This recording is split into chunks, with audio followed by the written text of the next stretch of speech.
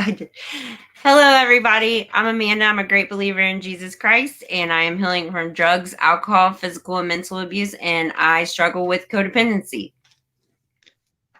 Hey everyone, my name's Ronnie, grateful believer, sitting high on the mountain with him and coming into recovery from drugs and alcohol. Okay, so today I just wanted to kind of touch base with everybody about where I'm at in my recovery and what I'm doing and how I'm struggling because we all struggle with something sometimes. And so right now I'm going to school and I just started last week and it's going good so far. And I have a lot of other extra things I am a part of and enjoy doing and that I love doing really. So this is a transition for me into something new that's going to help my life and my kids' lives and I'm having a problem letting go in some areas. And I think that's my codependency of wanting to be in control of things and wanting to help and be the best at what I do. And those are good qualities and bad qualities sometimes. And I feel like that I was under spiritual attack this morning. Like I said in the last video, I had a using dream for the first time in my recovery. Um, and then I went to do my schoolwork so I didn't get behind. And I didn't even want to open my Bible and I didn't want to read my devotion. And I was just being really rebellious and something was blocking me. So this is how I'm getting to the point of recovery. Um, Instead of letting the enemy win and consume my mind completely, I reached out to not only my sober support, but my spiritual guidance, like my spiritual support that like from my church. I text my pastor, I text my worship leader, I text my whole CR lead team and sidewalk soldiers. And I was like, you guys, I'm in need of prayer. I feel like I'm being spiritually attacked. And you know what? They all responded and was praying for me. And it wasn't too much after that I sat down and I prayed and I rebuked the devil and told him to get away from me, that I am covered in the blood.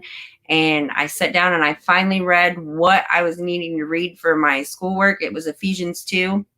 And he didn't want me to read that. Satan did not want me reading that today because in Ephesians 2, it told me, this is what I heard, is that God's grace is a gift. And it's not something you work for or earn.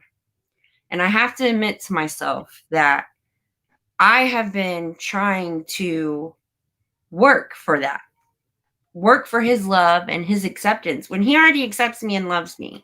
And I was forgetting that because the enemy was getting up in here. And I kept setting the bar higher and higher for myself. And I was just completely exhausted after yesterday because I was working on my own will, forgetting whose child I am. I am a child of God, and forgetting my worth and forgetting his love for me. And the devil did not want me reading Ephesians today because after I read that, it was just a reminder that his grace is a gift. And it's through believing in him that he gave me that gift. And I needed that. So I'm just saying that's where I'm at in my recovery is I'm in a transition and I'm growing and I don't like change, to be honest. Once I get comfortable and I feel like I'm excelling at something, I want to continue on that. And sometimes I get a little too comfortable and I'm growing and I'm going to continue to do those things because I just admitted to Ronnie, I was like, I don't want to quit. I don't want to quit doing what I'm doing. I like everything I'm doing right now. I don't want to give anything up. So I'm just going to be praying about that a lot. And I don't know if that's a pride or if it's just me. I don't know what it is, but I'll be praying about it. And I did read also in Ephesians, obeying God. So that I don't know where I read it, but apparently that's what stuck out to me. So I need to continue to listen to God, know he's in control, not Amanda, because Amanda likes to veer off on her own little path sometimes. And when I'm in control, it's never a good outcome. And And with that, I'll pass. Yeah, that's awesome. I agree with everything. You know, it's a in recovery, it's okay not to be okay. You know what I mean? Like I tell myself that all the time, like, man, I'm so scared to say that I want to use, you know what I mean? Like they look at me like, Ronnie, you got 2 years, man. You got this. No, no, no, no, no, no, no, no, no. I still have a chance every day to go back to Ronnie's will, you know what I mean? And I can't go too far away from the program of recovery. You know what I mean? All my sober support, like Amanda talked about, my spiritual mentors. I talk to all the time because I have that. Man, I got a lot of defenses against this addiction. I got Right. spiritual mentors. I got a sponsor, sober support. I got a pastor over here. I got my family over there. Like, man, and you need those defenses to beat this addiction one day at a time. I mean, only you know what I mean. Some individuals make it out, but like Amanda talked about, you know what I mean. God wants you to go to Him and talk to Him. And right now. I'm in a transition. You know what I mean. Like you're going to have struggles. If you don't have struggles in recovery, then you're not doing recovery. You're numbing somehow. You know what I mean. Yep. Um, like I said in another video, I said, I wish I could sit here and say it gets better. It doesn't. It's a struggle constantly, but you get better. Okay. God builds you up.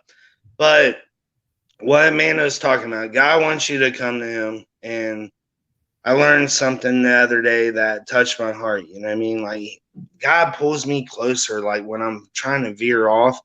Like I've been under the weather the past couple of days, and I felt lack of energy and all that, like praying and all this, and I wouldn't say all this. It's very important, okay? And I've been saying I didn't know what to say to him in a prayer, and people think I'm crazy by saying sometimes I don't know what to say in prayer. I really don't know how. I didn't know coming in recovery how to pray.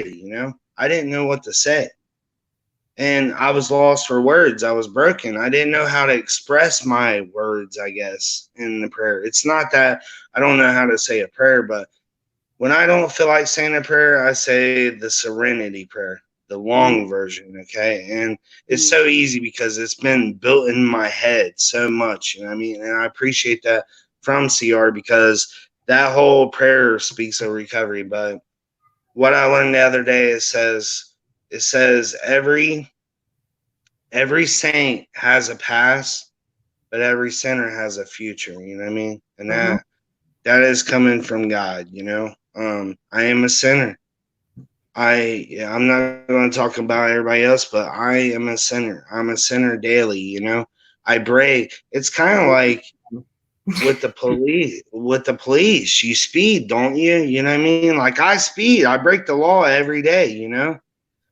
I sin every day, but it's very important to go to Him every day and give Him everything. Give Him the good, the bad, the ugly.